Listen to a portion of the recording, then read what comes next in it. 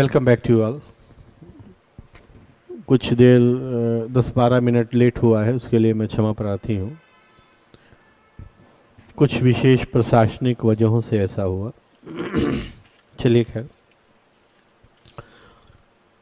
मैंने आज के एजेंडा में जो रखा है आप लोगों के लिए, उसमें मैंने अपनी तरफ से जो मैंने रखा है वो ये रखा है कि बेसिक स्ट्रक्चर डॉक्ट्रिन क्या है उसके बारे में कुछ आपको बताऊं। दूसरा, मैंने आपके लिए ये सोचा है कि 128th अमेंडमेंट बिल 2023 यानी वुमेन्स का जो रिजर्वेशन बिल लाया है सरकार ने, उसके संबंध में कुछ बात किया जाए। कुछ आपको बताया जाए, बेसिक बातें, प्रॉस कॉन्स क्या है, ताकि आपका एक राय बन सके। ये दो मुद्दे मैंने आज रखे थे अपने एजेंडा में। उसके अलावा 2-3 कोटेशंस हैं, वो आपको लिखवाऊंगा ताकि आप उसे यूज़ कर सकें। उसके अलावा महेंद्र ने कहा है, दिलाया है मुझे कि सिविल प्रकृति के बाद क्या है, सेक्शन 9 सीपीसी, इनको बताया जाएगा। तो सबसे पहले जो है हम लोग सेक्शन 9 सीपीसी से शुरू करते हैं। आप जानते हैं कि मैं आपको इस क्लास में कुछ लिखवाता नहीं हूँ, आप नोट करते हैं। मैं सिर्फ आपको वो कोटेशंस लिखवाऊंगा जो कि आपको कहीं आप यूज़ कर सकते हैं। इंग्लिश में लिखवाऊंगा, फिर हिंदी में उसका अर्थ बता दूंगा, कंटेक्स्ट बता दूंगा कि किस कंटेक्स्ट में है। तो ऐसे में अपने उत्तर लेखन में या इंटरव्यू में आप उसे कोट कर सकते हैं। तो हम शुरू करेंगे। अच्छा, ठीक है। नेहा ने कहा है कि 5 ऑप्शन वाला पैटर्न राजस्थान में है, तो इस बार नहीं, एक बार मैं उसको अच्छे से और देख लूँ, तो अगली बार जो है हम उसको रख लेंगे अपने एजेंडा में, उस पर बात कर लेंगे। देखिए, जो सीपीसी का सेक्शन 9 है वो न्यायालयों को विचारण का अधिकार प्रदान करता है। अगर आपने ध्यान से देखा हो तो सेक्शन 9 सीपीसी जो है वो कहता है कि सिविल प्रकृति के जितने भी वाद होते हैं, न्यायालयों को उनके विचारण की अधिकारिता होगी। अब प्रश्न ये उठता है कि सिविल प्रकृति के वाद होते क्या हैं। तो जब सीपीसी में हम जाएंगे तब इसमें उस धारा के हिसाब से ऊपर नीचे करेंगे, आपको बताएंगे, हम समझेंगे वो सारी बातें। लेकिन अभी के लिए मैं आपको ये कह रहा हूं कि सिविल अधिकार एक ऐसा अधिकार है या वो अधिकार होते हैं जिन्हें विधि बना करके हमको दे दिया जाता है। वो सब हमारे सिविल अधिकार होते हैं। एक बेसिक डिफिनीशन है, जैसे संविदा करने का अधिकार, जैसे विवाह विच्छेद का अधिकार, जैसे विवाह करने का अधिकार, जैसे अगर कोई हानि आपकी होती है किसी कर्तव्य भंग से तो उसकी क्षतिपूर्ति का अधिकार, इत्यादि इत्यादि। यानी अपकृत्य के लिए जो आप सूट लाते हैं, विशिष्ट पालन के लिए सूट लाते हैं, घोषणा करने के लिए जो सूट आप लाते हैं, न्यास भंग के लिए जो सूट लाते हैं, या जितने भी प्रकार के अधिकार जो कि किसी विधि के द्वारा आपको प्रदान किए गए हैं, उनके लिए जो आपको राइट दिया गया है कि आप इसके लिए सूट फाइल कर सकते हैं, वो सब अधिकार सिविल अधिकार माने जाते हैं। अब देखिए ध्यान से, इसी क्रम में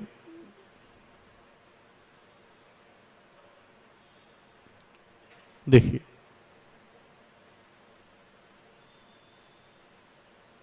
ये देखिए,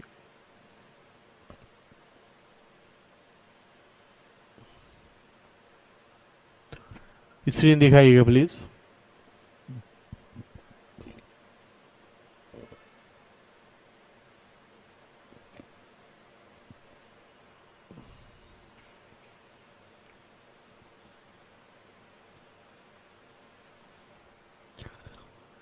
अब देखिए, जो राइट्स हैं उनको हम इन भागों में बांट सकते हैं। जैसे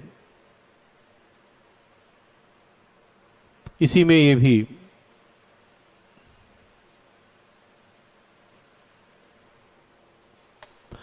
अगर हम सांस्कृतिक अधिकार की बात करें तो हिंदू संस्कृति की बात करें तो उसमें महिलाओं को क्या परिधान पहनने चाहिए, पुरुषों को क्या परिधान पहनने चाहिए, पुरुषों को क्या आभूषण पहनना चाहिए, महिलाओं को क्या आभूषण पहनना चाहिए। संस्कृति का तात्पर्य आपके भोजन से, आपके वस्त्र से, आपके रहन सहन से, आपके म्यूजिक से, आपके घर बनाने की स्टाइल से, यानी जो भी संस्कृति रही है आपकी उससे रिलेटेड होता है। अब जैसे मुझे क्या कपड़ा पहनना चाहिए, क्या वस्त्र नहीं पहनना चाहिए, ये मेरा अधिकार है। लेकिन ये अधिकार सिविल अधिकार नहीं है, ये सांस्कृतिक है। ये संस्कृति इसकी अपेक्षा करती है। इसी क्रम में आप देखें, सामाजिक अधिकारों की बात अगर कहें तो मुझे किससे शादी करनी चाहिए, किससे मुझे अपनी पर्सनल बात शेयर करना चाहिए, कौन मेरा फ्रेंड हो सकता है, किसके साथ मैं डिनर करना पसंद करूंगा, किसके साथ मैं घूमना पसंद करूंगा, किसके पड़ोस में मैं रहना पसंद करूंगा, ये मेरा सामाजिक अधिकार है। ये समाज तय करता है। समाज के अपने होने के कुछ रूल और रेगुलेशन हैं, तो वो सब सामाजिक अधिकार कहे जाते हैं। समाज में रहने के लिए जो अधिकार होते हैं, समाज को चलाए रखने के लिए जो अधिकार होते हैं, उनको सोशल राइट्स कहते हैं। इसी तरीके से धार्मिक अधिकार, मुझे कौन से धर्म का पालन करना चाहिए, हिंदू हूं तो मुझे कौन सा धर्म होना चाहिए, मुझे कौन सा पूजा पाठ करना चाहिए, पूजा पाठ में कौन सा अगरबत्ती जलानी चाहिए, दिया जलाना चाहिए, वस्त्र पहनाना चाहिए, इत्यादि इत्यादि। यानी एक मेरा वह अधिकार जो कि एक धर्म की मान्यता से संबंधित है या धर्म पर आधारित है, उस अधिकार को धार्मिक अधिकार कहते हैं। यानी ऐसे सारे अधिकार जो किसी धर्म से संबंधित होते हैं वो धार्मिक अधिकार माने जाते हैं, तो धार्मिक हो गया। इसी तरह राजनीतिक अधिकार से तात्पर्य है कि मुझे किस राजनीतिक विचारधारा का पालन करना चाहिए, कौन सी पार्टी ज्वाइन करना चाहिए, किस पार्टी को वोट देना चाहिए, किस पार्टी को वोट नहीं देना चाहिए, इत्यादि इत्यादि इत्यादि बातें। यानी राजनीतिक मामलों से संबंधित अधिकार। तो आप एक मोटे तौर पर यह मान के चलिएगा कि सिविल अधिकार वो अधिकार होते हैं जो ना तो सांस्कृतिक होते हैं, ना राजनीतिक होते हैं, ना धार्मिक होते हैं और ना ही सामाजिक होते हैं। जैसे संविदा करने का अधिकार, फोटो हटा दीजिएगा प्लीज, या घोषणा प्राप्त करने का अधिकार। मैं किस व्यक्ति से विवाह करूंगा या अपने पसंद की व्यक्ति से विवाह करूंगा या अपने माँ बाप की इच्छा से विवाह करूंगा, यह बात सामाजिक अधिकार से संबंधित है। वह विवाह किन कर्म कांडों से होगा, ये धार्मिक अधिकार से संबंधित है। फेरा होगा कि नहीं होगा, अग्नि जलेगी कि नहीं जलेगी, मंत्र पढ़ा जाएगा कि नहीं पढ़ा जाएगा, इत्यादि इत्यादि बातें। उस विवाह में मैं क्या ड्रेस पहनूंगा, जब विवाह होगा तब क्या पहनूंगा, पूजा करने के समय में क्या पहनूंगा, क्या चीज अर्पण किया जाएगा, किस किस व्यक्ति को इन्वॉल्व किया जाएगा, ये कल्चरल राइट। लेकिन मैं किससे विवाह करूंगा, उसकी क्या योग्यता होनी चाहिए, ये हमारा सिविल राइट है। इसलिए कि धारा 5 हिंदू मैरिज एक्ट में ये बताया गया है कि दो हिंदू जब आपस में विवाह करेंगे तब उन दोनों व्यक्तियों का, ये देखिए एचएमए, तब एचएमए मतलब हिंदू मैरिज एक्ट, तब उन दोनों व्यक्तियों की क्या योग्यता होनी चाहिए, ये सिविल राइट। समझ पा रहे होंगे इसको। तो अब इस क्रम में हमको ये पता लगता है कि धारा 9 सिर्फ सांस्कृतिक अधिकार के लिए सूट फाइल करने की इजाजत नहीं देता, या सिर्फ राजनीतिक, धार्मिक या सामाजिक अधिकारों के स्थापना के लिए अधिकार नहीं देता। जैसे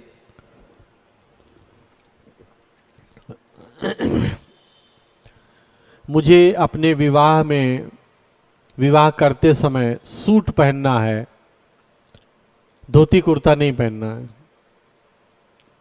जबकि मेरे पिताजी और पंडित जी ये चाहते हैं कि मैं धोती कुर्ता पहनूं,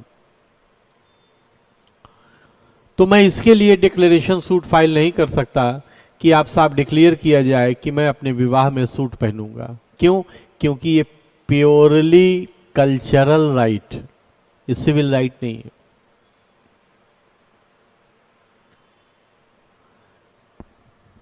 आप जानते हैं कि आज पितृपक्ष का हिंदू मैथोलॉजी के हिसाब से अमावस का दिन है, आज अंतिम दिन है। यानी जो पूर्वज हमारे हैं उनके ना रहने पर उनको जो उनकी खुशी के लिए, उनकी कृपा के लिए जो कार्य किया जाता है आज समाप्त हो जाएगा। कल से नवरात्र यानी नौ दुर्गा की उपासना के 9 दिन शुरू होंगे, सब जानते हैं हम हिंदू मिथोलॉजी के हिसाब से। अब मान लीजिए कल सामान्य तौर पर हिंदुओं में उपवास रखा जाता है विशेष साधना करने के लिए। मान लीजिए मेरे परिवार में सब लोग उपवास कल रख रहे हैं, लेकिन मैं नहीं रखना चाहता हूं,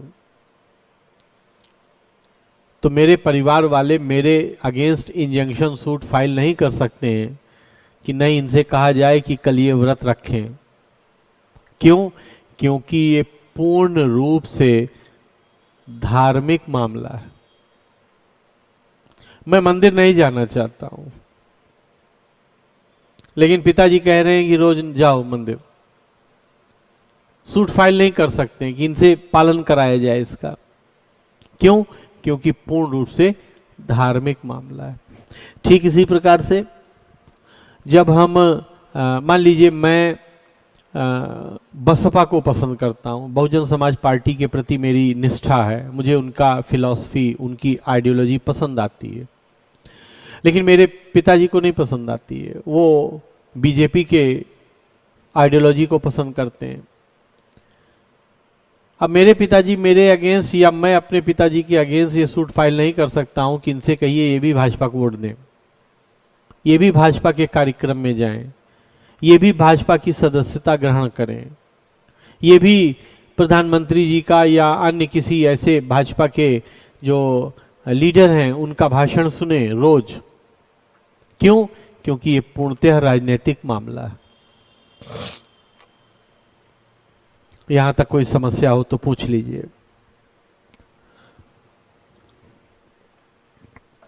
मैंने बहुत लो लेवल पर जाकर आपको समझाने का प्रयास किया है, तो अगर कोई दिक्कत यहां तक होनी नहीं चाहिए आपको। अब देखिए क्या, अगर आपके पास सीपीसी होगी तो आप ये चीज देख सकते हैं। देखिए सीपीसी में आप ये चीज देख सकते हैं,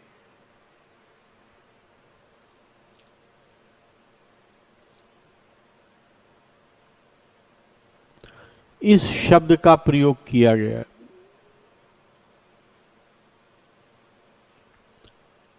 यानी वहां पर जो टर्मिनोलॉजी प्रयोग की गई है वो है सूट फॉर या ऑफ सिविल नेचर।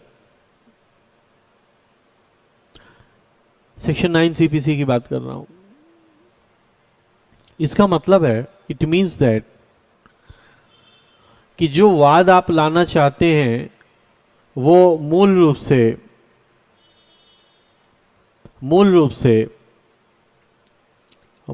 से सिविल है, लेकिन उसमें धर्म भी जुड़ा है। इसीलिए इसको सिविल प्रकृति का वाद कहा गया। महेंद्र, ज्यादा सोचोगे तो कंफ्यूजन ही होगा। मैं क्या कह रहा हूं उसको समझो। मुझे किस व्यक्ति से विवाह करना है, कौन मुझे पसंद है, ये मेरा पर्सनल मैटर है, व्यक्तिगत मामला है। लेकिन जो व्यक्ति मुझे पसंद होगा, चूंकि मैं हिंदू हूं तो उसे भी हिंदू होना चाहिए, ये धारा 5 कहती है, ये सिविल अधिकार है। वो पागल नहीं होना चाहिए, वो 18 वर्ष से ऊपर का होना चाहिए, वो मेरी प्रतिसिद्ध नातेदारी में नहीं आना चाहिए, वो मेरी सपिंडा नातेदारी में नहीं आना चाहिए। ये सारी पांचों शर्तें धारा 5 में लिखी गई हैं। ये सिविल राइट। और अगर मान लीजिए मैं इसका उल्लंघन करता हूं तो मेरा विवाह धारा 11 या 12 के हिसाब से या तो शून्य होगा या शून्य करणीय होगा, सूट फाइल किया जा सकेगा। तो इसका मतलब है कि सिविल अधिकार वो अधिकार होते हैं जो ना तो धार्मिक होते हैं, ना ही राजनीतिक, ना ही सांस्कृतिक और ना ही सामाजिक। पूर्ण रूप से सामाजिक, सांस्कृतिक, धार्मिक, राजनीतिक जो अधिकार हैं वो सिविल राइट नहीं होते, जैसा मैंने आपको उदाहरण दिया। तो इसीलिए आप देखेंगे कि बहुत सारे अधिकार सिविल राइट हैं, लेकिन पूजा करने के लिए बाध्य करने का अधिकार ये सिविल राइट नहीं होगा, ये रिलीजियस राइट। इसको ध्यान में रखना होगा। अब एक छोटी सी बात और जो मैंने अभी अभी आपके समक्ष रखा है, ये देखिए, सिविल प्लस धर्म की बात मैं कह रहा हूं।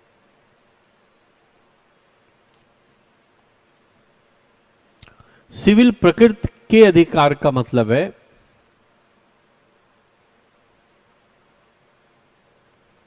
सिविल अधिकार तो वो हो ही, प्लस धर्म, प्लस धर्म। अब जैसे अगर मैं मंदिर नहीं जाता हूं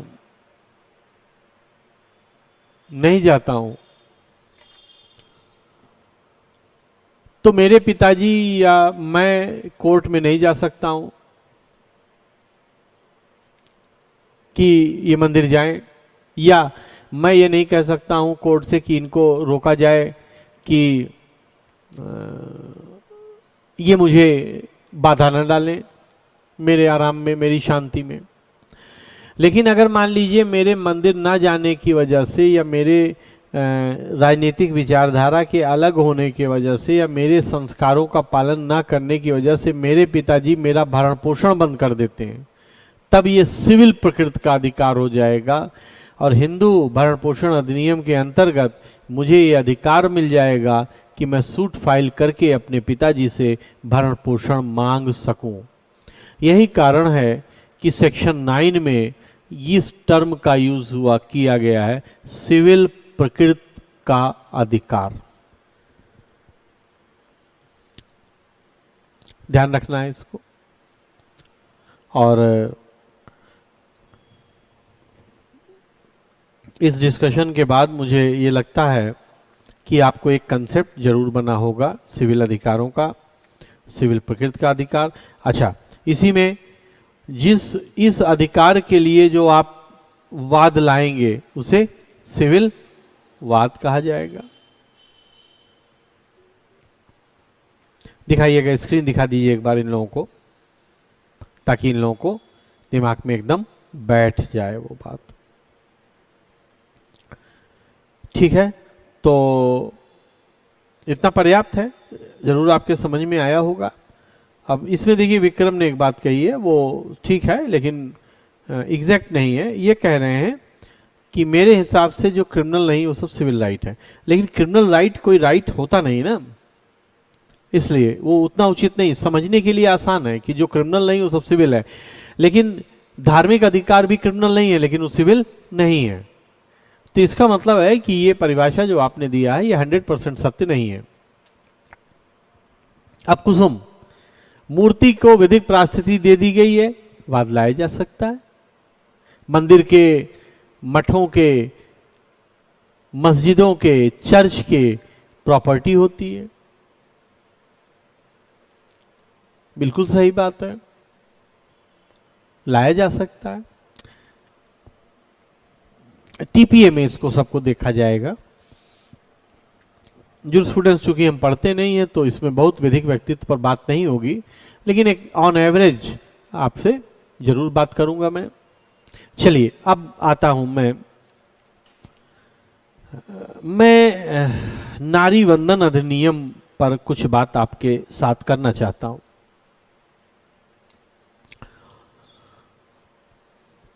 तो सबसे पहले तो मैं आपके सामने कुछ बेसिक फैक्ट रखना चाहता हूं,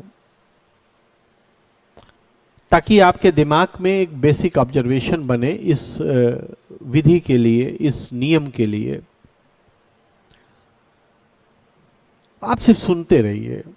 एक अप्रोच, मेरा उद्देश्य है कि आपको एक अप्रोच डेवलप किया जाए।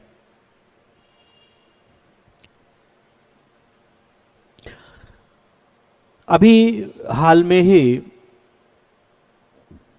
जो वर्तमान जो सत्र, विशेष सत्र सेंट्रल गवर्नमेंट ने बुलाया था,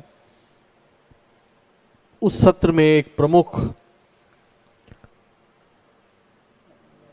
विधेयक को पास करने की व्यवस्था की गई, जिसका नाम नारी शक्ति वंदन अधिनियम था। ये अधिनियम महिलाओं के संबंध में आरक्षण की व्यवस्था करता है, लोकसभा में, राज्यसभा में और मुख्य रूप से दिल्ली एनसीटी, दिल्ली की विधानसभा में। और खास बात यह है कि इन तीनों ही जगहों पर ये पूरा 1/3 यानी 1/3 of total number of seats जितनी भी लोकसभा में है, राज्यसभा में है या दिल्ली एनसीटी की विधानसभा में है, उनके रिजर्वेशन के लिए ये बात करता है। ये जो व्यवस्था बनाई जाना है, तो इसके लिए संविधान में संशोधन करना पड़ेगा, आप जानते हैं। और आप जानते हैं कि जो भाग 5 है, भाग 6 है संविधान का, उसमें राज्य और संघ के विधायिकाओं का वर्णन है, और उन विधायिकाओं के वर्णन में रिजर्वेशन की भी कुछ हद तक बात की गई है। हालांकि वो बहुत रिमोट है, SC ST OBC के संदर्भ में है, लेकिन मैं जो आपको बताना चाहता हूँ, ये बात बताना चाहता हूँ कि अगर सेंट्रल गवर्नमेंट को लोकसभा, राज्यसभा या विधानसभा में भी, और यूनियन टेरिटरी जो है दिल्ली की, उसमें अगर रिजर्वेशन करना है तो संविधान में संशोधन करना पड़ेगा, क्योंकि वहाँ प्रोविजन करना पड़ेगा। तो इसीलिए देखिए, the constitution 128th amendment bill 2023 ये जो है लोकसभा में 19 सितंबर को रखा गया और बाद में आप जानते हैं कि वो पास भी हो गया राज्यसभा से और पास हो गया, ये बिल बन गया, मतलब अब ये कानून बन गया। लेकिन इम्पॉर्टेंट बात यह है कि ये कानून तो बना, लेकिन इसके लागू होने में दो तीन सीमाएं हैं।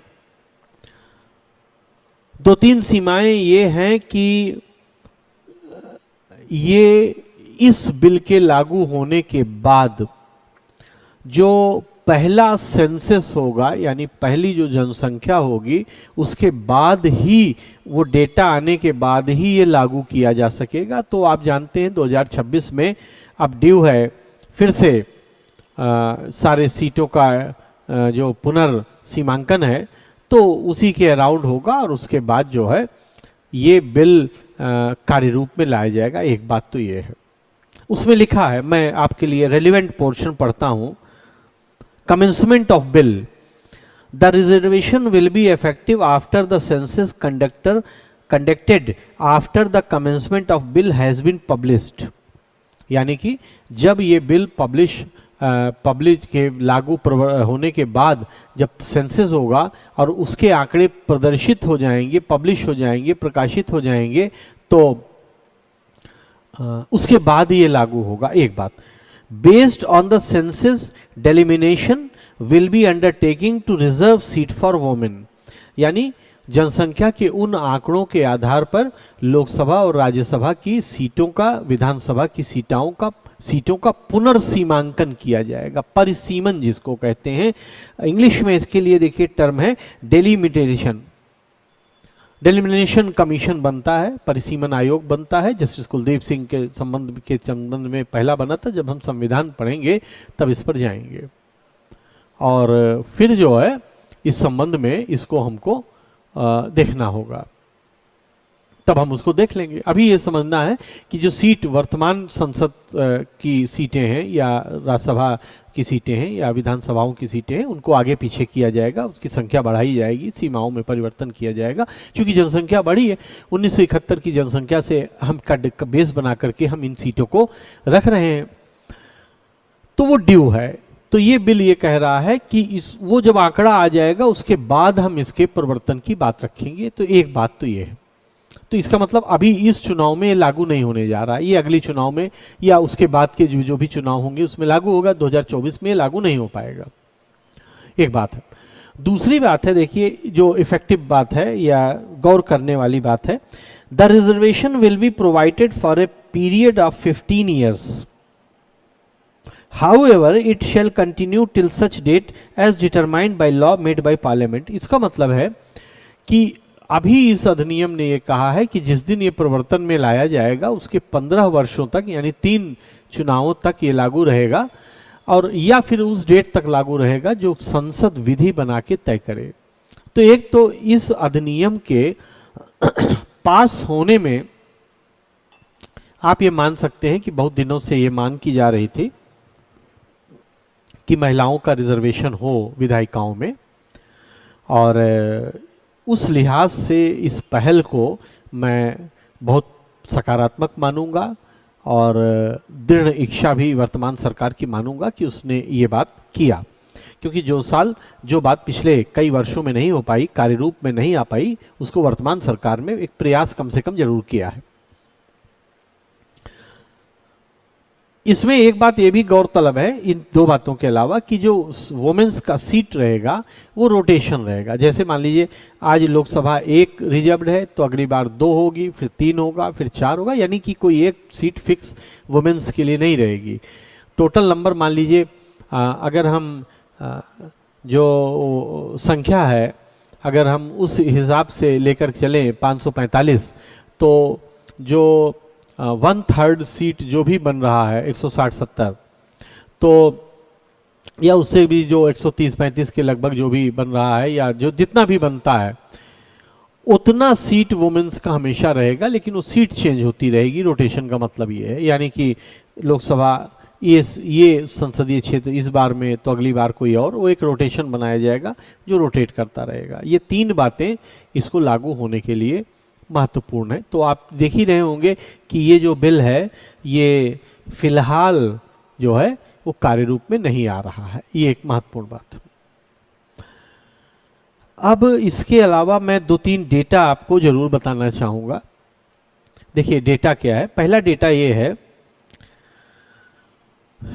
कि 73rd और 74th अमेंडमेंट जो कि 1993 में किए गए और जिनमें नगर पालिका और पंचायतों में महिलाओं के आरक्षण की बात की गई है, उसमें पहली बार महिलाओं के लिए 1/3 सीट के रिजर्वेशन की बात है। यानी अगर हम महिला आरक्षण को संवैधानिक परिप्रेक्ष्य में देखें तो नगर पालिका में और पंचायतों में 1/3 जो सीट्स हैं प्रतिशत, यानी 33% सीट वो महिलाओं के लिए रिजर्व्ड हैं। एक ये प्रोविजन है। और 243D और 243 मेरे ख्याल से टी है, संविधान के अनुच्छेद 2 हैं। इनका जो तीसरा खंड है वो इस बारे में चर्चा करता है। एक वहाँ रिजर्वेशन की बात है। दूसरा जो रिजर्वेशन है वो है अनुच्छेद 330 और 332 के अंतर्गत एससीज और एसटीज को लोकसभा और स्टेट असेंबलीज में रिजर्व किया गया है, तो उसमें महिलाओं को कुछ हद तक आरक्षण मिल जाता है। इसके अलावा ये 2 मुख्य रूप से जो प्रोविजन है वो संविधान में महिला आरक्षण के लिए बात करते हैं, लेकिन आप समझ सकते हैं कि ये उतना इफेक्टिव नहीं साबित हो पा रहा है जितना कि डायरेक्ट स्टेट असेंबलीज में और सेंट्रल लेजिस्लेचर में आरक्षण से प्रभाव पड़ेगा। हालांकि ये डेटा आना भी बाकी है, लेकिन जो लोग महिला आरक्षण के पक्षधर हैं या जो लोग इसका डिबेट करते हैं, इसके फेवर में हैं, वो इस बात को जरूर पुरजोर तरीके से रखते हैं कि महिला के आरक्षण से बहुत बड़ा प्रभाव पड़ेगा। दूसरी बात, दूसरा डेटा है कि जो 17वीं लोकसभा थी 2015 की, और उसमें 15% जो टोटल नंबर हैं वो महिलाओं के लिए चुन के आई हैं महिलाएं। 17वीं लोकसभा की बात हो रही है। और उसके अलावा जो स्टेट असेंबलीज में ये संख्या और भी कम है। कुल 9%, मतलब पूरे भारत में कुल 9% जो सीट हैं उन पर महिला विधायक हैं या विधान परिषद के सदस्य हैं। और इसके अलावा जो है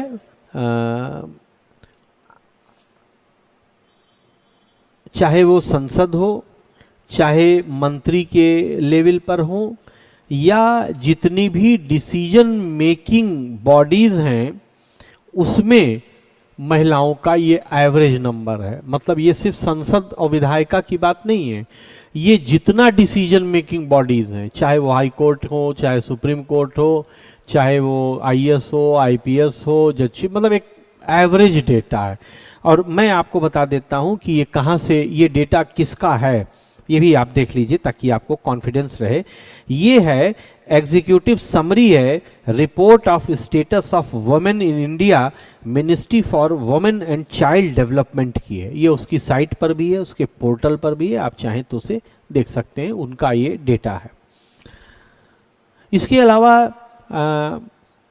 national policy for empowerment of women जो हैं, ये 2001 का, और ये ministry of women and child development जो कि 19 सितंबर 2023 का असेसमेंट है, अभी हाल का ही, इस मंत्रालय के द्वारा ये रिपोर्ट जो जारी की गई है उसमें उसका ये कहना है, उसने ये रिकमेंड किया है कि हाईएस्ट लेजिस्लेटिव बॉडीज में, यानी कि जो उच्चतर विधायी संस्थाएं हैं, उनमें भी उनमें भी रिजर्वेशन किया जाए। तो ये बात मतलब ध्यान में रखना है कि लोकल लेवल पर, स्थानीय स्तर पर तो 1/3 रिजर्वेशन हमने प्रोवाइड करा दिया है नगर पालिका और पंचायत में, लेकिन हाईएस्ट लेवल पर नहीं है। तो उसी संबंध में ये बिल लाने की कवायद की गई है। इस बात में ये भी एक बात ऐतिहासिक परिप्रेक्ष्य में हमको ध्यान में रखना होगा कि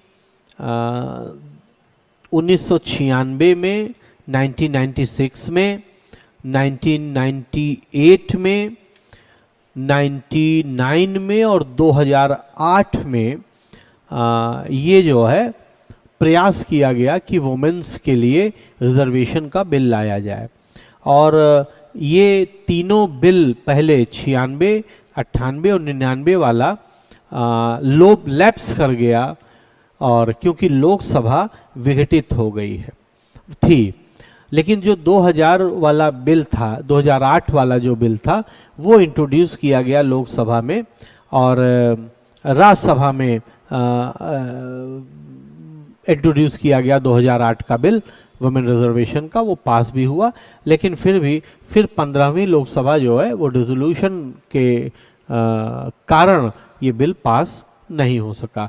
और मैं आपको डेटा देता हूँ कि ये डेटा कहाँ से हम लोगों को मिला है। ये राज्यसभा सेक्रेटरीट जुलाई 2008 की रिपोर्ट है, पर्सपेक्टिव्स में उन्होंने ये डेटा दिया है। राज्यसभा की साइट पर है, आप जा सकते हैं, आप बहुत आराम से देख सकते हैं इसको, और इसमें आपको कोई दिक्कत नहीं होगा। इसी क्रम में, इसी 2008 के बिल के संबंध में एक बात मैं आपको और भी बताना चाहूँगा। देखिए कि ये देखिए मेरे पास है ये कि the constitution 108th amendment bill 2008 standing committee on personal public grievances law and justice December 2009 में ये बिल चेयर किया गया था, टेबल्ड किया गया था, जो कि बाद में लैप्स कर गया। तो इसका मतलब ये है कि जो वुमेन रिजर्वेशन का चाह है सेंट्रल गवर्नमेंट में, वो काफ़ी दिनों से है, लेकिन दृढ़ इच्छा शक्ति का अभाव कहें, या आंतरिक या बाह्य परेशानी कहें, या जो भी सरकारें थीं उनमें एक सामान्य विचार ना बन पाना कहें, हम कोई भी कुछ भी कहें, कोई भी कारण रहा हो, लेकिन फाइनली ये बिल जो है लैप्स कर गया और बिल अपने कार्य रूप में नहीं आ सका। लेकिन वर्तमान ये बिल कार्य रूप में आया है। अब लागू हो पाता है या कब लागू हो पाता है, इसमें अभी देर है। संशय में नहीं कह सकता हूं, चूंकि बिल तो पास हो चुका है, तो लागू तो होगा ही वो। ये एक ऐतिहासिक घटनाक्रम था। इसके साथ साथ हमने की फीचर्स भी डिसाइड किए। की फीचर्स में हमने डिसाइड किया कि लागू कब होगा, 15 वर्ष तक के लिए एक बार में दिया जाएगा, इत्यादि इत्यादि जो बात है। अब जो है अगला मुद्दा जो है वो ये है कि आखिर इस रिजर्वेशन का मुख्य पर्पस क्या है, यानी कि इस रिजर्वेशन का मुख्य आधार क्या बनेगा, यानी क्यों बनेगा ये, या क्यों होना चाहिए।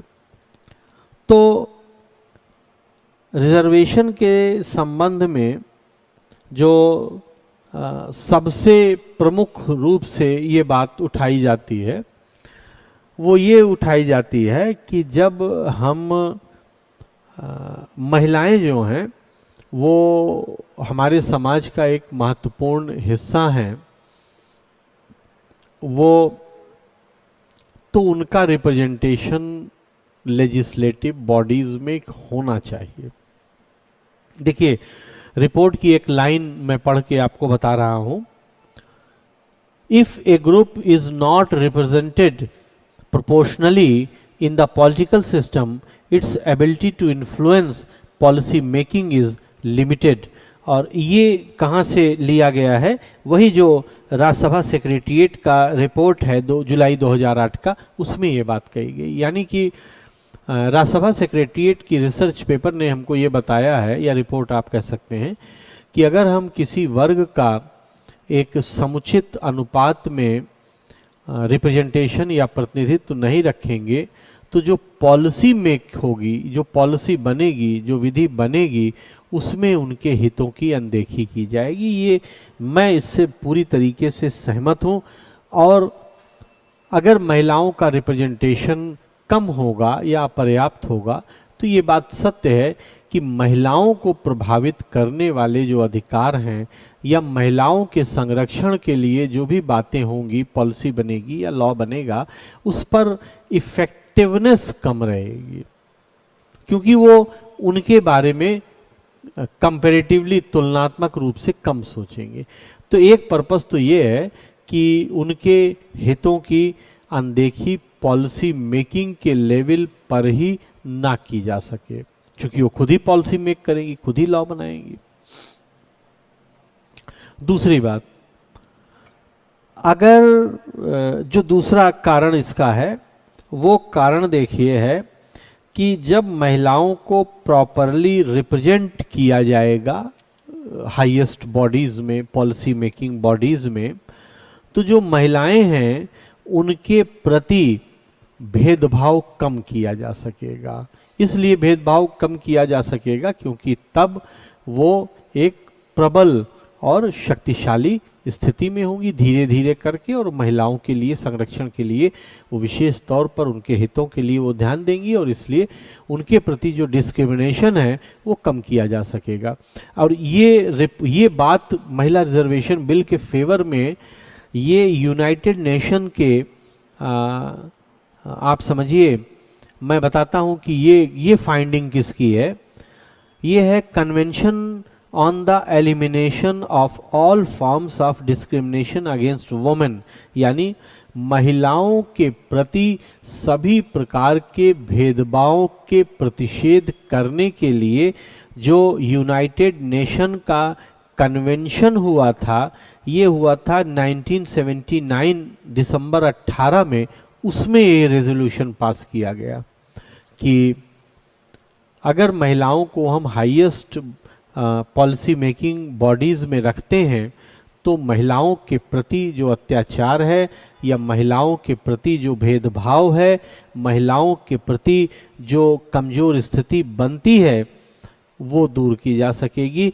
और चूंकि इंडिया इस कन्वेंशन का एक सिग्नेटरी है, यानी इंडिया ने भी इसे साइन किया है, इसलिए उसका ये विशेष कर्तव्य बनता है, ड्यूटी बनती है कि वो इन डिस्क्रिमिनेशन को दूर करने के लिए जो उपाय बताए गए हैं उन पर काम करे।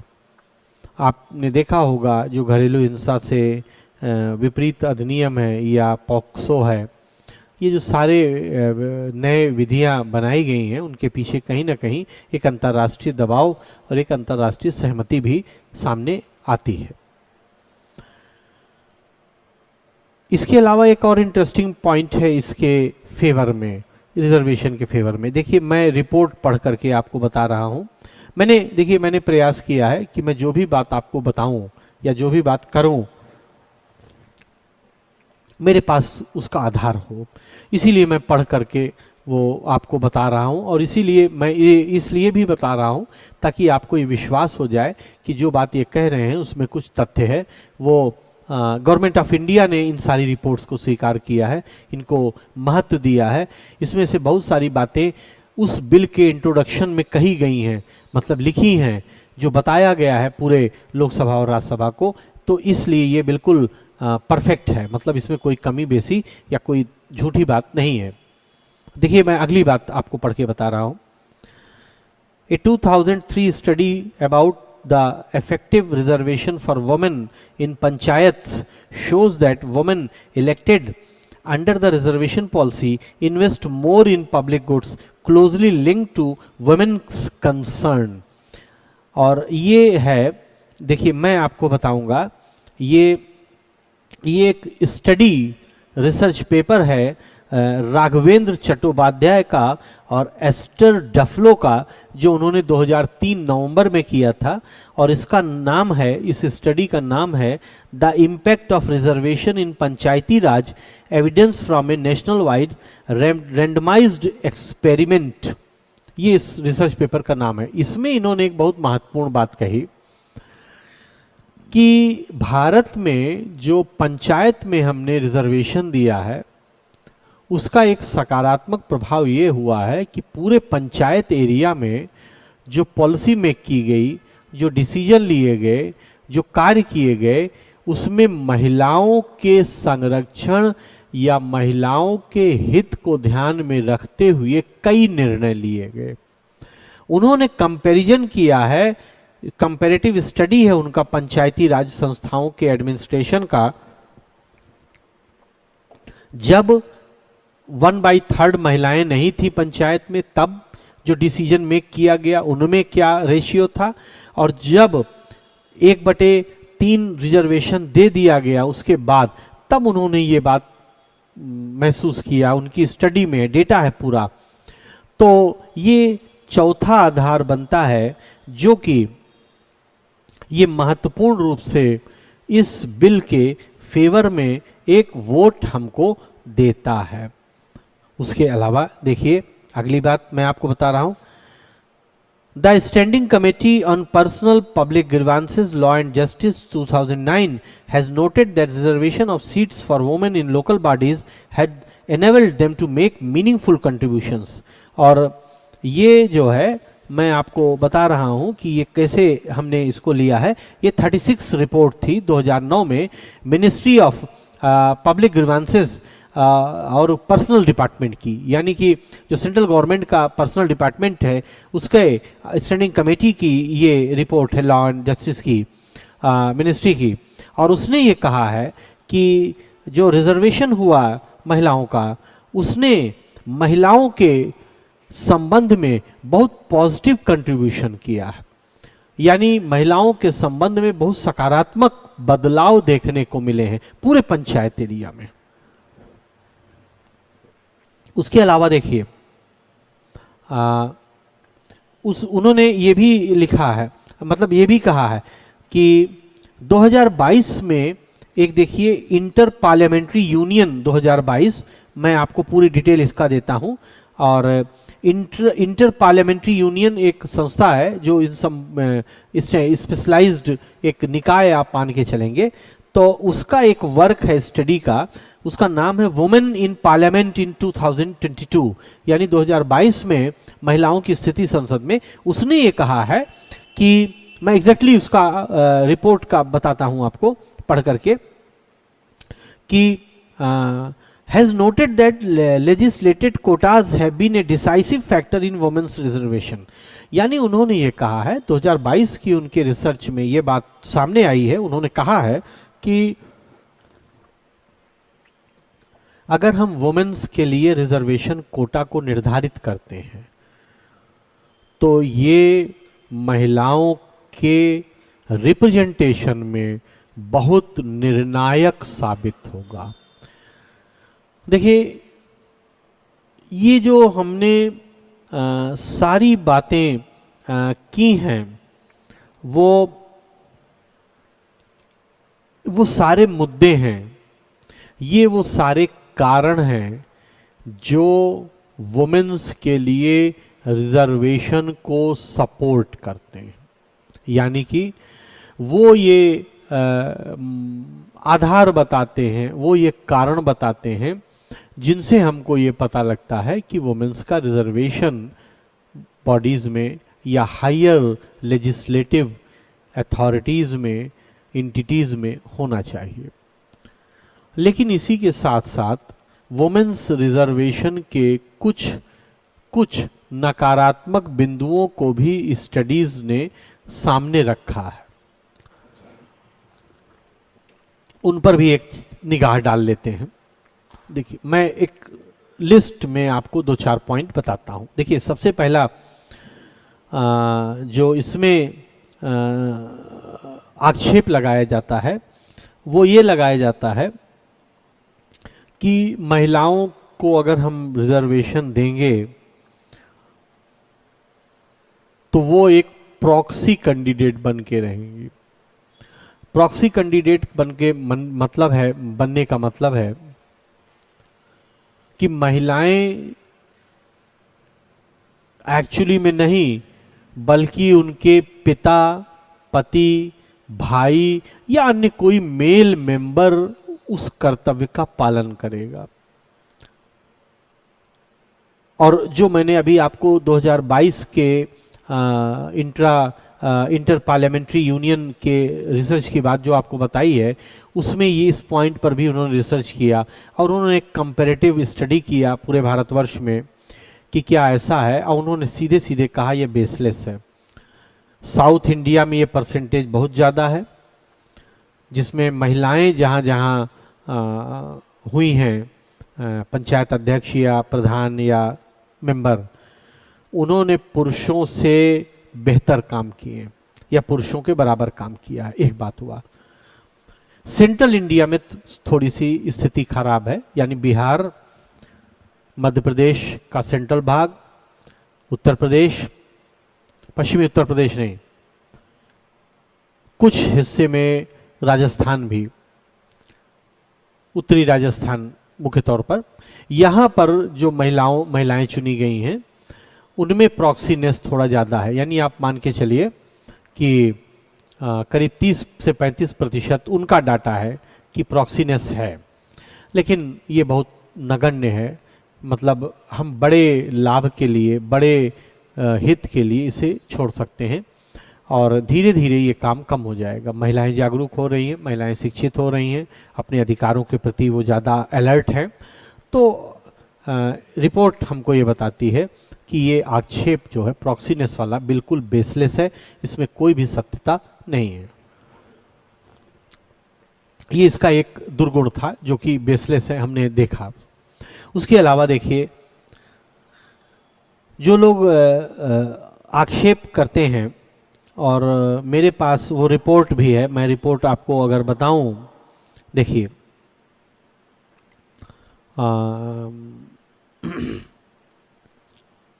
जो मुख्य रूप से वुमेन्स के रिजर्वेशन के आप कहिए कि अपोज करने वाले विचारक हैं, उनका ये कहना है कि महिलाओं के आरक्षण से ज़्यादा महत्वपूर्ण मुद्दे इलेक्शन के संबंध में हमारे पास हैं। जैसे एग्जाम्पल, उन्होंने कहा है कि इलेक्ट्रल रिफॉर्म पर हमको ध्यान देना चाहिए, यानी चुनाव सुधार पर हमको ध्यान देना चाहिए, जिसमें क्रिमिनलाइजेशन ऑफ पॉलिटिक्स यानी राजनीति का अपराधीकरण, internal democracy in parties, black money का इन्फ्लुएंस। उन्होंने मुख्य रूप से 3 मुद्दों की तरफ ध्यान खींचा है। सबसे पहली बात वो ये कह रहे हैं कि क्रिमिनलाइजेशन ऑफ पॉलिटिक्स को कंट्रोल किया जाना चाहिए। पार्टीज के अंदर जो वंशवाद है, जो यूनिलैटरलिज्म है, जो परिवारवाद है, उस पर रोक लगाया जाना चाहिए, ज़्यादा डेमोक्रेटिक हो। और तीसरा मुद्दा जो सबसे महत्वपूर्ण है कि ब्लैक मनी का जो यूज़ होता है इलेक्शन में, उस पर ध्यान देना चाहिए। और लास्ट में उन्होंने कहा मतदाताओं को और जागरूक करने की ज़रूरत है ताकि वो वोटिंग के लिए आगे आएँ और इन्फ्लुएंस ना हो, एक विचार बनाएं। मैं स्टडी का नाम आपको बता रहा हूं जिससे आपको विश्वास रहे और कॉन्फिडेंस भी रहे। देखिए ये है, स्टडी का नाम है enhancing women's representation in legislature और an alternative to the government bill for women's reservation. और ये है फोरम फॉर डेमोक्रेटिक रिफॉर्म ने ये स्टडी की है, इशू 116 में है। इसमें जो जितने लोगों ने अपनी अपनी बात रखी है उसमें डॉक्टर जयप्रकाश नारायण, धीरू भाई सेठ, योगेंद्र यादव, मधु किश्वर और मनुश्री हैं। इन लोगों ने अपनी बात रखी है कि सबसे पहले हमको वुमेन्स रिजर्वेशन के पूर्व इन सारे मुद्दों पर ध्यान देना चाहिए। तो इसके संबंध में मैं ये कहना चाहूँगा, जैसा कि पिंकी ने भी बताया है, कि आईपीसी में इन सबको अपराध बनाया गया है, एक बात है। दूसरी बात है, चुनाव आयोग आचार संहिता लागू कर देता है। आपने देखा होगा वर्तमान राज्यों में जो 5 विधानसभाओं में नोटिफिकेशन जारी हुई है, आचार संहिता लागू हो गई है। आचार संहिता वो कोड ऑफ कंडक्ट होता है जो सबको पालन करना होता है। पॉलिटिकल पार्टी भी फॉलो करेगी, उम्मीदवार भी फॉलो करेगा, सब कुछ उसकी वेबसाइट पर रहता है, सारा इन्फॉर्मेशन देना पड़ता है। सुप्रीम कोर्ट का निर्णय भी है कि 2 वर्ष से ऊपर की अगर सजा होती है तो आप नहीं लड़ पाएंगे। यानी कि ये जो आक्षेप लगाए जा रहे हैं ये सारी बातें हैं। मैं ये नहीं मना कर रहा हूँ कि ये सारे मुद्दे गंभीर रूप से भारतीय निर्वाचन को प्रभावित नहीं कर रहे हैं, लेकिन मैं ये भी कहना चाहता हूँ कि हमारा निर्वाचन आयोग और हमारी न्यायपालिका इस मामले में बहुत सख्त है, बहुत अलर्ट है। इसलिए ये मुद्दे उतने महत्वपूर्ण नहीं बनते हैं। ये समस्याएं हैं लेकिन इनका इलाज भी है, इनका इलाज भी किया जा रहा है। तो ये हम कह सकते हैं कि वुमेन्स के कोटा रिजर्वेशन के संबंध में ये जो आक्षेप लगाए जा रहे हैं ये उतने महत्वपूर्ण नहीं हैं, या हम कह सकते हैं ये उतने जिसको आप कहेंगे इनका इलाज किया जा रहा है। इसके अलावा देखिए एक बहुत जो सोचने की बात है वो ये है कि इसमें यही जो स्टडी मैंने आपको बताया है, इसी स्टडी ने ये शो किया है कि हम वुमेन्स को कोटा देने के बजाय, यानी हम 1/3 रिजर्वेशन देने के बजाय हम इसके बदले में 2 काम और कर सकते हैं जिससे ये करने की ज़रूरत नहीं पड़ेगी, क्योंकि इसका रिजर्व्ड एक, जैसे आप कहते हैं क्लासिफाइड इलेक्शन हो जाएगा। वो एक सुझाव उन्होंने दिया है कि भारत में जितनी भी सीटें हैं, यानी जहाँ पर चुनाव होता है, वो चुनाव जो है वो देखिए मल्टी मेंबर कंस्टिट्यूएंसीज का है। मल्टी मेंबर कंस्टिट्यूएंसीज का तात्पर्य है कि एक सीट पर कई व्यक्ति चुनाव के लिए ओपन रहते हैं, खड़े हो सकते हैं। तो इनका सुझाव ये है कि हम उसको 2 मेंबर कंस्टिट्यूएंसीज कर दें, या उसको उन्होंने कहा है डुअल मेंबर कंस्टिट्यूएंसीज। इसका मतलब ये होगा कि हर सीट पर हम सिर्फ 2 उम्मीदवार को रखें, 2 प्रकार के उम्मीदवार को, एक पुरुष हो और दूसरा महिला हो। तो उससे क्या होगा कि महिला के चुने जाने की संभावना बढ़ जाएगी। इस क्रम में मैं आपको बताता हूं कि 1961 में एक एक्ट लाया गया था जो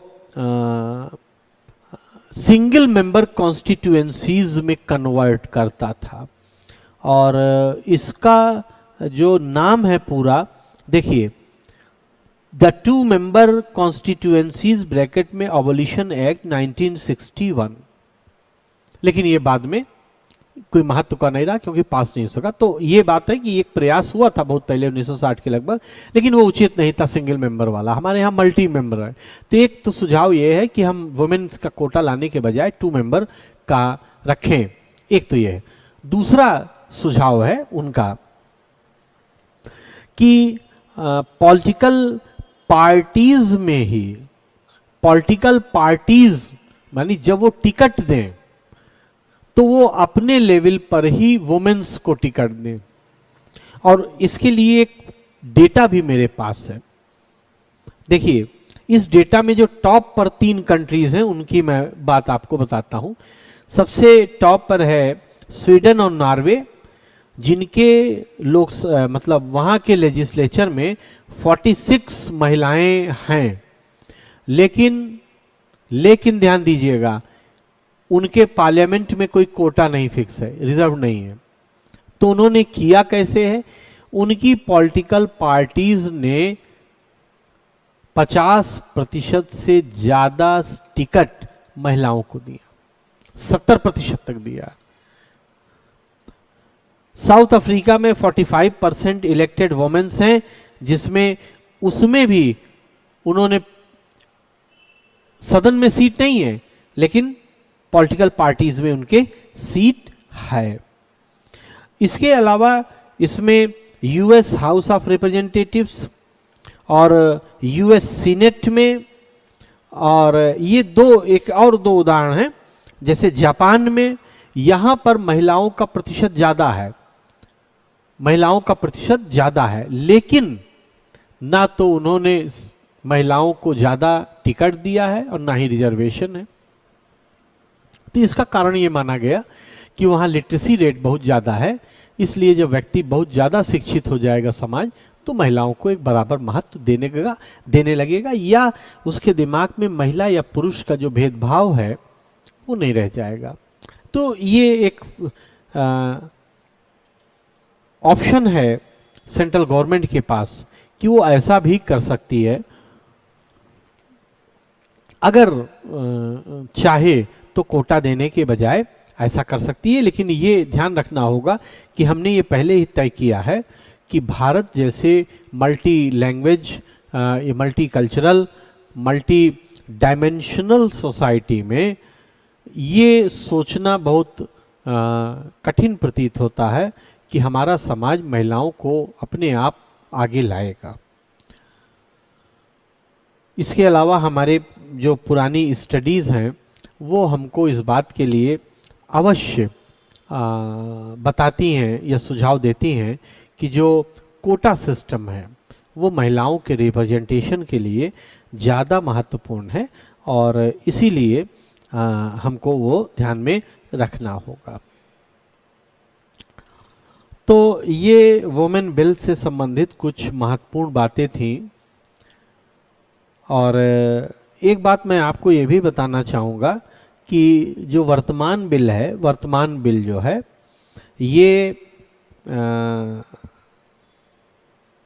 ये जो है 2008 के बिल से डिफरेंट है। 2008 का जो बिल था वो स्टेट वाइज रिजर्वेशन की बात करता था, जैसे वो ये कहता था यूपी से 1/3, एमपी से 1/3, उत्तराखंड से 1/3। लेकिन ये जो हमारा बिल है, जो वर्तमान में 2023 का बिल है, ये बिल पूरी लोकसभा में 1/3 सीट के रिजर्वेशन की बात करता है, यानी कम से कम 140 सीट महिलाओं के लिए रिजर्व्ड होगी लोकसभा में, और करीब 80 से 85 सीट के बीच में राज्यसभा में रिजर्व्ड होनी चाहिए। तो मुख्य रूप से एक ये अंतर है 2008 के और 2023 के बिल में। और उसके अलावा क्या है कि 2008 में जो रोटेशन प्रणाली था, देखिए रोटेशन का मतलब है कि कोई भी सीट हमेशा के लिए वुमेन्स के लिए रिजर्व नहीं रहेगी, वो रोटेट होगी। रोटेट होने का मतलब ये है कि इस बार अगर मान लीजिए गोरखपुर की संसदीय क्षेत्र रिजर्व्ड है महिला के लिए, तो अगले बार बस्ती का होगा, उसके अगले बार फैजाबाद का होगा, उसके अगली बार सुल्तानपुर का होगा, यानी रोटेट करेगा, वो फिक्स नहीं रहेगा। तो रोटेशन के संबंध में 2008 के बिल में ये व्यवस्था थी कि हर जनरल इलेक्शन के बाद रोटेशन होगा, लेकिन वर्तमान बिल का महत्वपूर्ण बात है कि परिसीमन के बाद होगा, यानी 10 साल, 15 साल, 20 साल, जितना भी परिसीमन का एक टाइम होता है वो टाइम देखा जाएगा और उसके बाद रोटेट किया जाएगा। तो मुख्य रूप से ये की चेंजेस हैं जो कि 2008 के बिल जो कि लैप्स कर गया और 2023 के बिल में हैं। अब इन सारी बातों को परिप्रेक्ष्य में हमने बिल की विशेषता को, बिल के डीमेरिट को, बिल के मेरिट को, अल्टरनेटिव मेजर्स को, इन सारी बातों को देखा, 2008 के बिल से कंपेयर भी किया।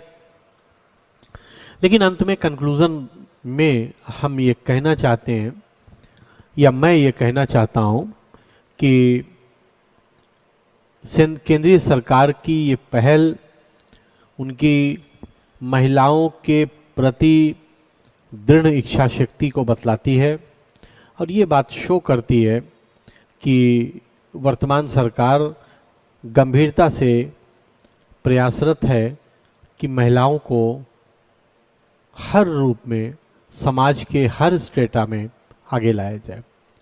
ये बात भी सत्य है कि इस बिल को लागू होने में, इम्प्लीमेंट होने में या ये रूल इम्प्लीमेंट होने में अभी टाइम है, लेकिन ये निश्चित तौर पर कहा जा सकता है कि ये पहल बहुत सुखद है, सकारात्मक है और निश्चित तौर पर ये एक सकारात्मक परिणाम हमारे सामने रखेगी। इसको ध्यान रखिएगा इस डिस्कशन को। तो अब बहुत लंबा नहीं, क्योंकि हम पढ़ेंगे ही, जब हम संविधान पढ़ेंगे तब हम पढ़ेंगे,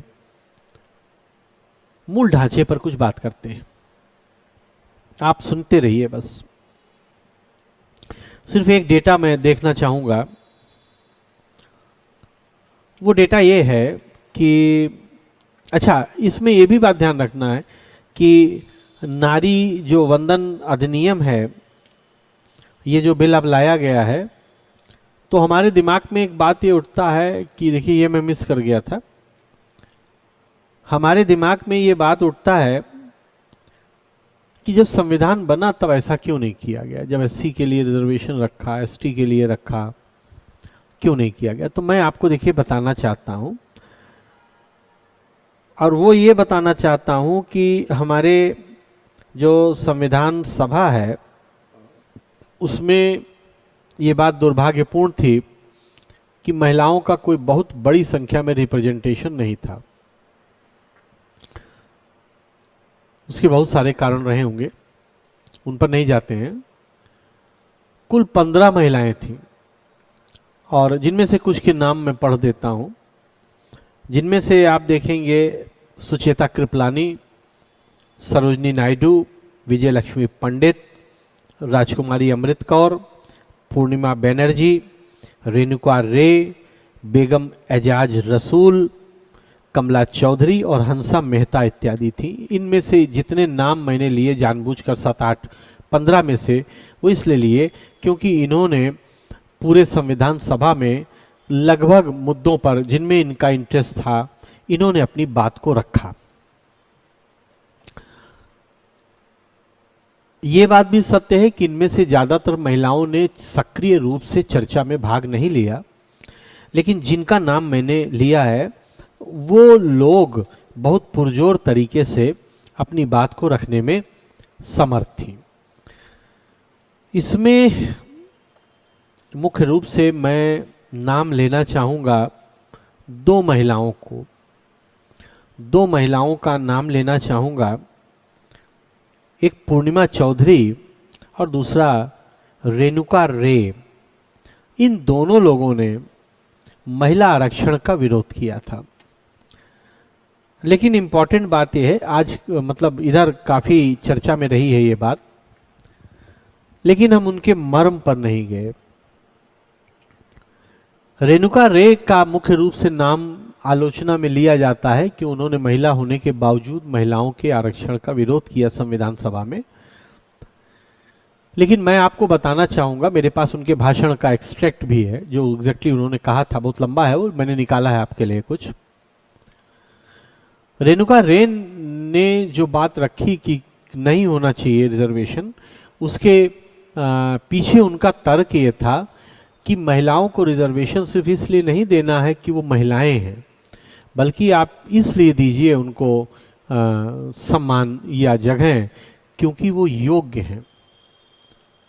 महिला होने के नाते अगर आप उनको रिजर्वेशन देंगे या महिला होने के नाते अगर आप उनको किसी भी बॉडी में लेकर के जाएंगे, तो इसका मतलब है आप उनकी योग्यता को नकार देंगे और फिर महिलाओं के समक्ष ये कभी भी सामने नहीं आ पाएगा कि वो योग्य बने या योग्य हैं, इसलिए उनको यहाँ पर लाया गया है।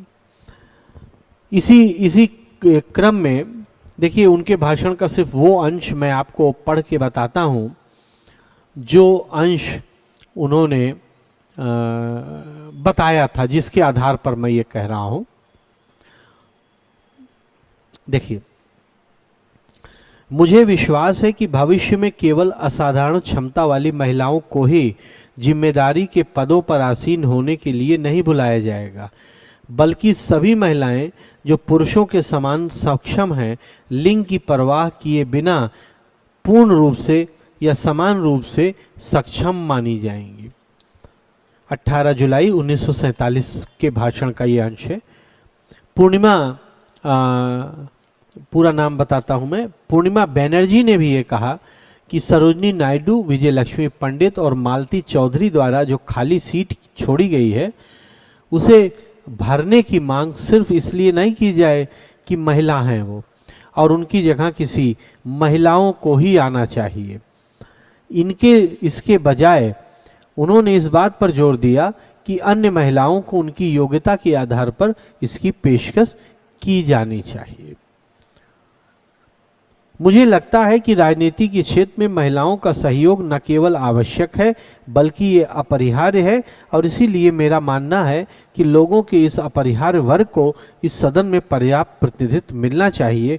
और इसीलिए मेरे संशोधन का प्रस्ताव है कि जो आकस्मिक रिक्तियां होंगी उनमें महिलाओं को कम से कम उन सीटों पर लौटाया जाना चाहिए जिन पर वे आज हैं, इससे अधिक नहीं। और ये संविधान सभा की जो बहस 11 अक्टूबर 1949 को हुई थी उसके संबंध में उनका ये व्याख्यान था, और जो एच.वी. कामत थे उनके द्वारा इसका समर्थन किया गया। तो इस संबंध में हमको ये बात ध्यान में रखना होगा कि हमारी संविधान सभा में ही कम ही सही लेकिन काफ़ी प्रभावशाली और महत्वपूर्ण बहस हमारे पूर्वजों द्वारा की गई, और इसीलिए उनका व्यू जो बना होगा वो ये बना कि महिलाओं को पहले एम्पावर किया जाए और उसके बाद फिर उनको सामने लाया जाए। तो ये सारी बातें जो है महिला के वंदन अधिनियम जो वर्तमान बिल है उसके संबंध में थी। अब कुछ बातें छोटी सी थोड़ी सी कर लेते हैं बेसिक ढांचे के ऊपर। आप आंख बंद करके सिर्फ इसको सुन लीजिएगा। मेरा ये उद्देश्य है कि आपको परिचित करा दूं मैं बेसिक ढांचे से।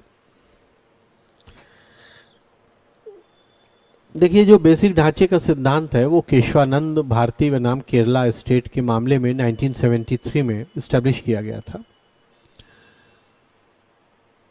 इस सिद्धांत के अनुसार संविधान के कुछ बेसिक लक्षण हैं, मूल लक्षण हैं, जिनका बाईपास कोई नहीं कर सकता, संसद नहीं कर सकती। अब ये बहस, ये कहना जरूरी क्यों हुआ, या अगर हम दूसरे शब्दों में कहें तो आखिर सुप्रीम कोर्ट को या माननीय सर्वोच्च न्यायालय को ऐसा कहना क्यों पड़ा, उस पर जाने के पहले मैं ये बताना चाहता हूं कि वर्तमान में ये क्यों चर्चा में है, ये संदर्भ वर्तमान में क्यों इतना महत्वपूर्ण हो उठा है। तो हमारे माननीय उपराष्ट्रपति महोदय श्री जगदीप धनखड़ ये 11 जनवरी 2023 को 83rd all India presiding officers conference को संबोधित कर रहे थे। यानी जितने भी विधायिकाओं के पीठासीन अधिकारी हैं उनकी एक कॉन्फ्रेंस जयपुर में हुई, उसको संबोधित कर रहे थे,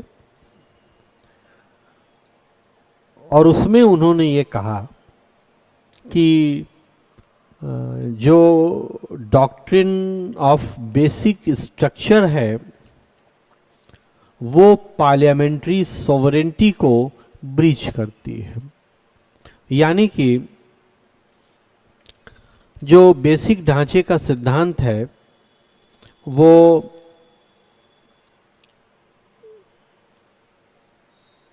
संसदीय संप्रभुता को नकारात्मक रूप से प्रभावित करता है या अतिक्रमण करता है।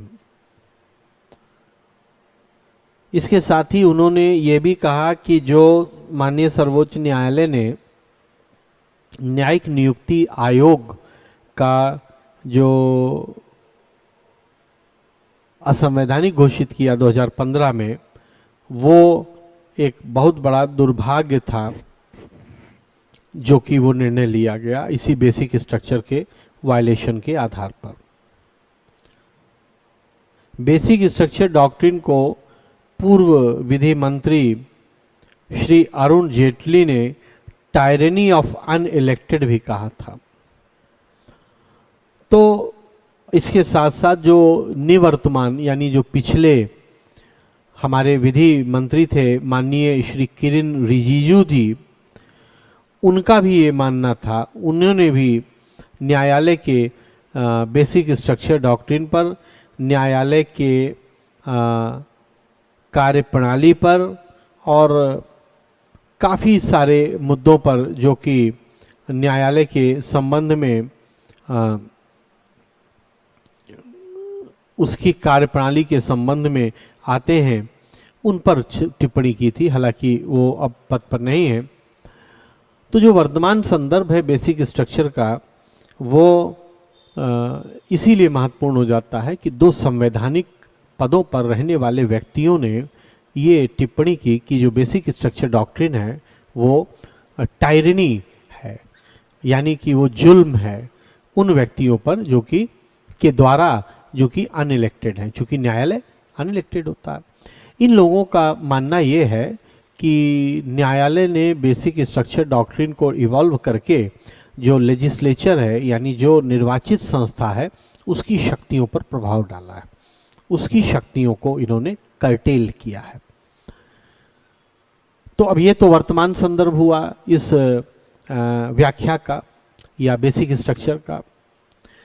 अब इस बात पर आते हैं कि आखिर बेसिक स्ट्रक्चर है क्या।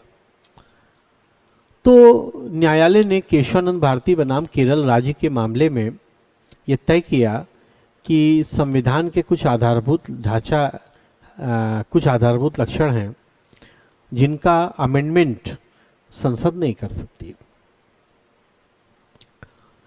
वो क्या है ये नहीं बताया उन्होंने, कुछ का चर्चा कर दिया। भारतीय लोकतंत्र है, विधि के समक्ष समता है, संप्रभुता है, फ्री एंड फेयर इलेक्शन है, इत्यादि इत्यादि, लेकिन एक लिस्ट प्रोवाइड नहीं किया उन्होंने। इस संदर्भ में ये भी महत्वपूर्ण है कि 6 जजेस का डिसेंडिंग ओपिनियन था, यानी कि 13 जजेस की लॉन्गेस्ट बेंच थी, पीठ थी इस मामले में, लेकिन 7 में से 6 जजेस जो थे, 13 में से जो 6 जजेस थे उनका विपरीत जजमेंट था। आप कहेंगे एग्रीमेंट का जजमेंट नहीं था। तो ये भी एक बात बहुत प्रमुख तौर पर उठाई जाती है जो आलोचक हैं इसके। अब इस प्रश्न पर आते हैं कि आखिर सुप्रीम कोर्ट को ये कैसे कहना पड़ा। तो इसका जो मूल है वो बहुत पहले 20-22 साल 25 साल पहले है। भारतीय संविधान का अनुच्छेद 368 जो है वो संसद के संशोधन की शक्ति को बताता है और उस संबंध में ये पावर है उसको, संसद को, कि वो किसी भी प्रावधान का, संविधान के किसी भी उपबंध का संशोधन कर सकती है। तो जब संशोधन कर सकती है वो किसी भी उपबंध का, तो वह संशोधन जो है वो सेंट्रल गवर्नमेंट ने संपत्ति को के अधिकार को सीमित करने वाली विधियों को बनाकर किया। तो शंकरी प्रसाद मामले में, फिर सज्जन सिंह मामले में, गोलकनाथ मामले में ये बात उठती रही और सर्वोच्च न्यायालय के समक्ष आती रही, जिसमें सर्वोच्च न्यायालय ने ये तय किया कि संसद को जो संशोधन की शक्ति है वो अल्टीमेटली विधि नहीं है और इसलिए फलस्वरूप वो विधि ऐसी बना सकता है जो मूल अधिकारों को वायलेट करती हो। जिसमें कोई समस्या नहीं थी, वो बात चलती रही। लास्टली जाकर के गोलकनाथ वाले मामले में उन्होंने अपनी बात मत को बदला और उन्होंने कहा कि विधि बनाने की शक्ति है, माना जाएगा, और फलस्वरूप वो नहीं कर सकती। लेकिन फिर बाद में जो केरल के ये केशवानंद भारती थे, ये एक मठ के महंत थे और इनकी कई बहुत बड़ी मात्रा में ज़मीन सेंट्रल गवर्नमेंट ने एक्वायर कर लिया था, जिसके अगेंस्ट ये चले गए और इन्होंने फंडामेंटल राइट के वायलेशन करने का एक आरोप लगाया। उस क्रम में सर्वोच्च न्यायालय को ये डिसाइड करना पड़ा कि मूल अधिकारों का हनन नहीं किया जा सकता है, मतलब क्योंकि वो बेसिक ढांचे के भाग हैं। संसद किसी भी प्रोविजन का हनन कर सकती है, अतिक्रमण कर सकती है, संशोधन कर सकती है, लेकिन वो कुछ ऐसे एलिमेंट्स हैं जो बेसिक ढांचा फॉर्म करते हैं, उनका नहीं कर सकती है।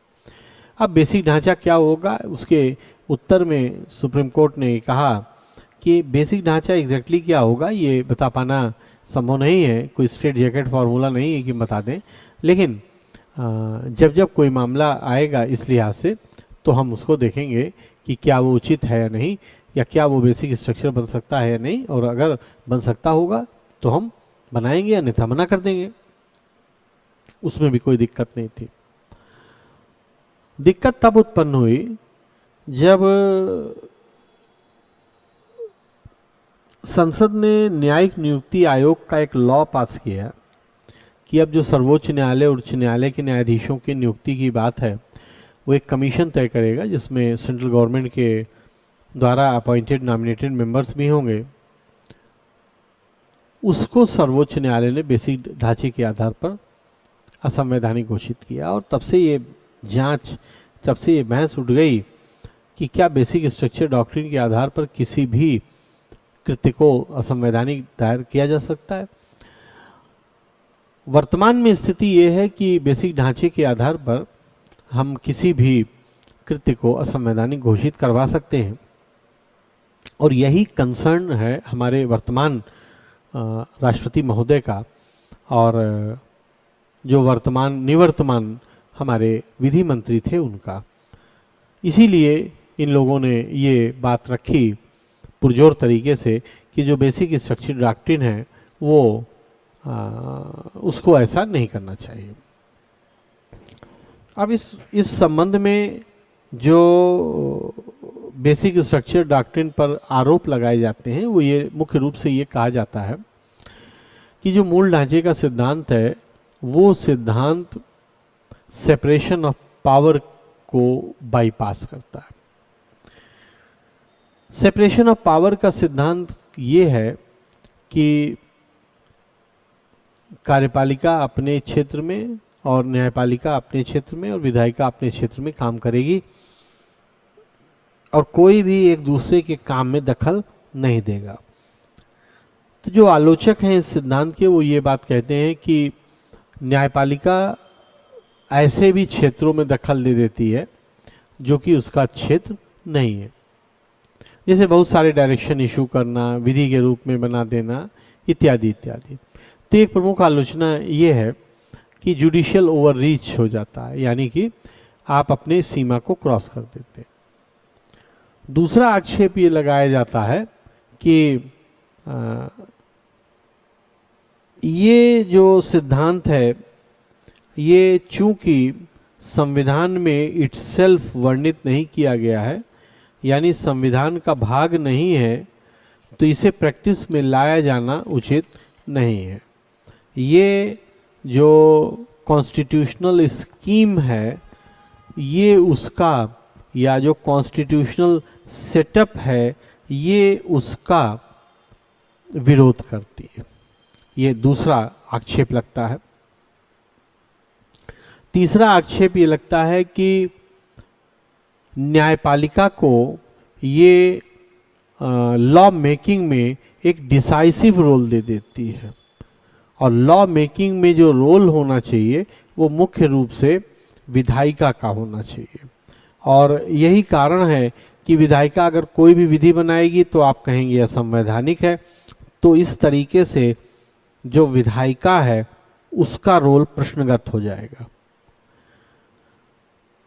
अगला आक्षेप ये लगता है कि चूंकि विधायिका के रोल को आप चेक कर रहे हैं, विधायिका के रोल को आप सीमित कर रहे हैं, इसका मतलब जो भारत में प्रशासन व्यवस्था का मूल है लोकतंत्र, लोकतंत्र का मतलब है व्यक्तियों की इच्छा, आप उसको भी नकार रहे हैं।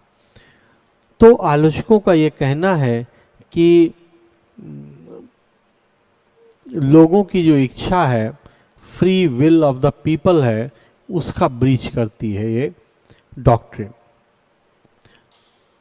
एक अन्य आलोचना अगर हम देखें तो वो ये कहते हैं कि ये बहुत वेग डॉक्ट्रिन है। वेग का मतलब इसका कोई अर्थ निश्चित नहीं है। तो चूंकि ये वेग है तो ये कब किस जगह किस नियम को असंवैधानिक घोषित करेगी ये तय नहीं हो पाता है। और चूंकि ऐसा रहता है इसलिए सेंट्रल गवर्नमेंट जब काम करती है या स्टेट गवर्नमेंट जब काम करती है तो उसके मन में हमेशा ये शंका रहती है कि कौन सा हमारा कृत्य या कौन सा बदलाव असंवैधानिक घोषित हो जाएगा और इसलिए उसको कार्य करने में दिक्कत होती है। तो ये सारी बातें आलोचना के रूप में हमारे सामने रखी जाती हैं। लेकिन अगर हम इसका दूसरा पहलू देखें तो हम ये कह सकते हैं कि विधायिका यद्यपि कंट्रोल नहीं की जा सकती है, विधायिका यद्यपि विधि बनाने की सर्वोच्च शक्ति रखती है, लेकिन ये विधि बनाने की शक्ति एकदम निरंकुश नहीं मानी जा सकती है संवैधानिक व्यवस्था के अंतर्गत। इस पर कुछ ना कुछ रोल तो हमको लगाना पड़ेगा। अनुच्छेद 13 इसमें एक बहुत महत्वपूर्ण रोल प्ले करता है और चूंकि अनुच्छेद 13 में फंडामेंटल राइट को वायलेट करने वाली विधियों को रोकने या चेक करने की व्यवस्था दी गई है तो इसीलिए हम ये कह सकते हैं कि बेसिक स्ट्रक्चर डॉक्ट्रिन जो है वो पूर्ण रूप से असंवैधानिक नहीं माना जाना चाहिए। लेकिन इस बात में भी सत्यता है कि इस शक्ति का प्रयोग करते समय न्यायालयों को बहुत सावधान रहना चाहिए और उन्हें एक कोशिश करनी चाहिए कि जो गरिमा है और अनुशासन है वो बना रहे। इसी क्रम में जब वो इस शक्ति का प्रयोग करें तब उनको ये अवश्य ही ध्यान में रखना चाहिए कि वो ऐसा कोई बात ना कर दें जिससे कि जो व्यवस्था है, जो डिसिप्लिन है, वो बिगड़ जाए। तो निष्कर्षतः हम ये कह सकते हैं कि अगर जो न्यायालय हैं जिनको प्रयोग करना है इन शक्तियों के आधार पर, यानी सर्वोच्च न्यायालय या उच्च न्यायालय, तो अगर वो अपने शक्तियों को संयमित रूप से यूज करते हैं तो इस डॉक्ट्रिन में कोई दिक्कत नहीं है। तो ये बेसिक ढांचे के बारे में था, बहुत बेसिक बात, कुछ उसकी मेरिट कुछ उसकी डीमेरिट, और इसको आप नोट कर लेंगे। नोट मतलब कर लेंगे कि मतलब दिमाग में एक बार बना करके सुन लेंगे। अब एक अंतिम बात, अंतिम सेगमेंट है, मैं दो आपको वो लिखवाना चाहता हूँ, कोटेशन लिखिए। देखिए मैं लिख रहा हूँ, आप लोग ध्यान से इसको लिखते चलिए। देखिए ये है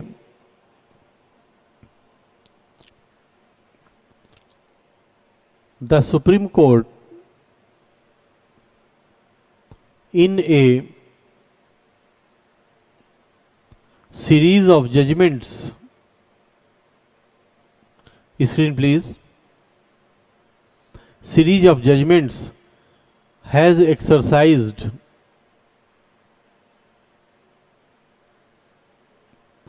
its inherent power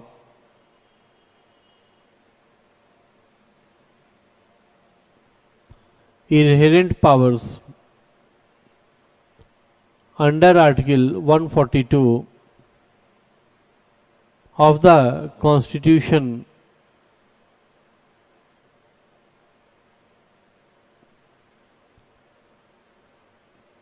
for dissolution of a marriage where the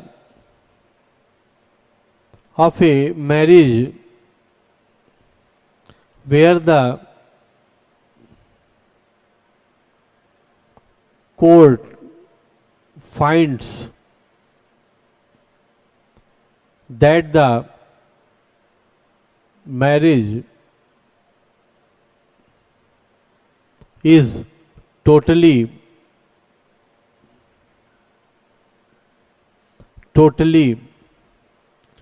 unworkable, emotionally dead,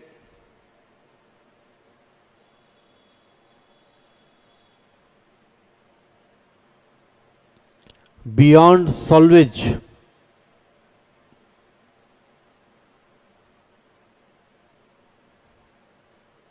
and broken down broken down irritably,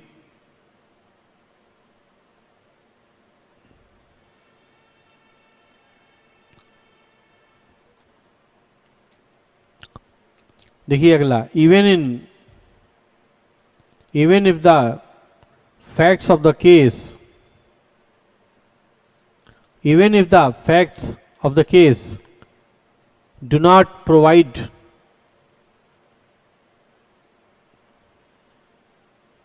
a ground in law in which the divorce could be granted,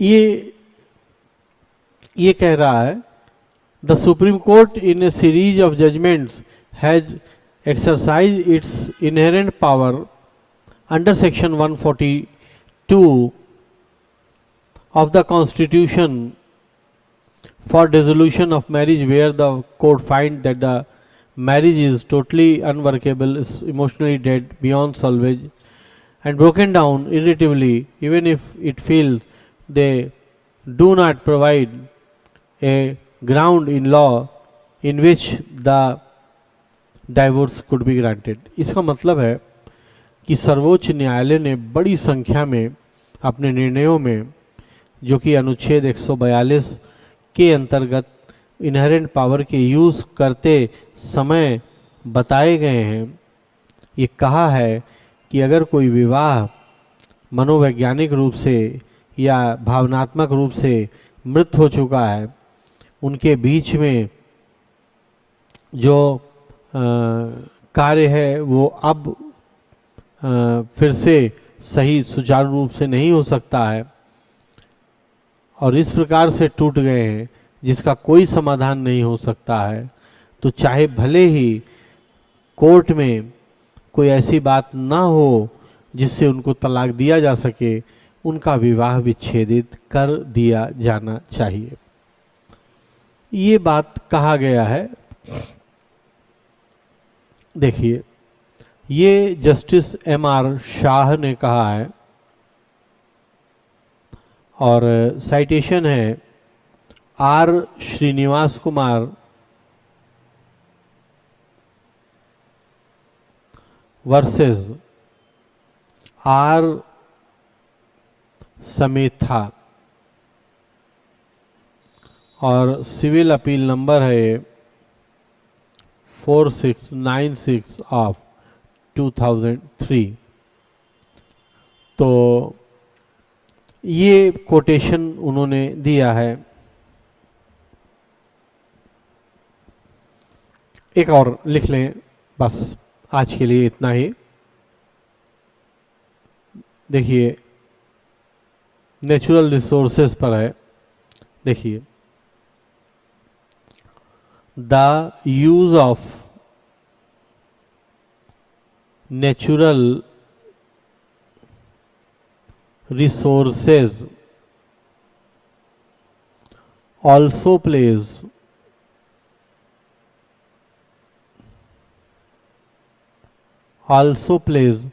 major role in carrying out development. Carrying out development.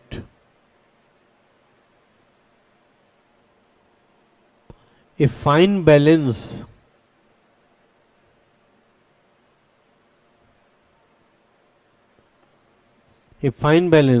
has to be maintained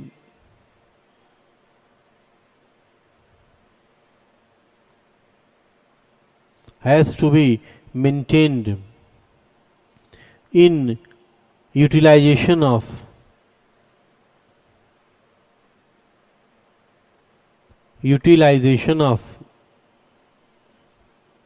resources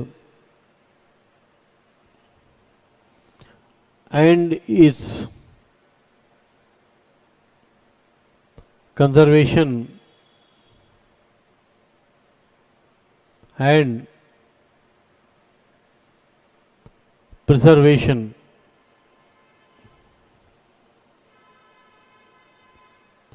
One cannot be sacrificed for the interest of other.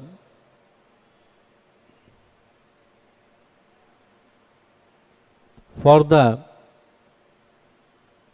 interest of others.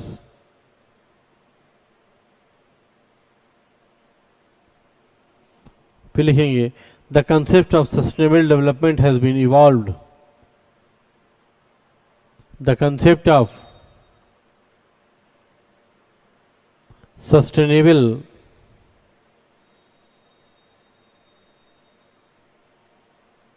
development has been evolved and is being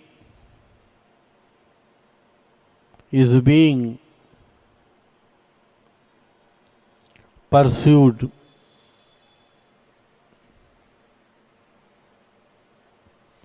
देखिए, हाँ, Hindu law में लिखा है, वो quotation मैंने लिखवा दिया था इसके पहले वाला समझ। अब देखिए ये क्या कह रहा है, the use of natural resources also plays major role in carrying the development, यानी प्राकृतिक संसाधनों का जो उपभोग का तरीका है ये विकास में एक महत्वपूर्ण भूमिका अदा करता है। A fine balance has to be maintained in utilization of resources and its conservation and preservation. एक उचित संतुलन रखना होगा इनके उपभोग करने में और इनके संरक्षण करने में। One cannot be sacrifice for the interest of other, एक व्यक्ति के हित के लिए किसी अन्य व्यक्ति को दायी नहीं बनाया जा सकता है। The concept of sustainable development has been evolved and being pursued. स्थायी विकास का तरीका इन्वेंट किया गया है या उत्पन्न किया गया या खोजा गया है और उसे लागू किया जा रहा है। तो ये है स्टेटमेंट अशोक भूषण जे प्रदूषण से संबंधित याचिकाओं के निपटारा करते हुए, और ये है स्टेट ऑफ मेघालय